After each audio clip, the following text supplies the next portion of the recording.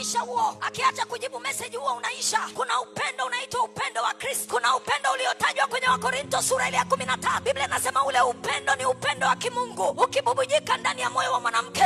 Biblia inasema huo upendo uvumilia yote, huo upendo ustahimili yote, huo upendo haukosi adabu. Ninakuombea katika jina la Yesu, Mungu akufanye mwanamke uliyejaa roho. Mungu akufanye mwanamke unayetembea katika roho. Ukitembea katika roho hautaendeshwa na hisia. Wanawake wanaotembea katika roho, Biblia inasema wale wanaoongozwa na roho hao ndio wana wa Mungu. Wale wanaoongozwa na roho sio wanaoongozwa na hisia. Na wanawake wanaoongozwa na roho ndio wanawake wanaweza kukaa kwenye ndoa, kwa sababu ndoa inaweza ikakufanya ukapata pressure. Ndoa inaweza ikakufanya ukapata ugonjwa wa moyo. Kama ukiruhusu kuongozwa na hisia ndani ya ndoa yako, hautaweza kukaa. Lazima ufike mahali uwe kama yule mwanamke Mshunam. Yule mama alikataa kuongozwa na hisia zake, na ndio maana mtoto wake alipokufa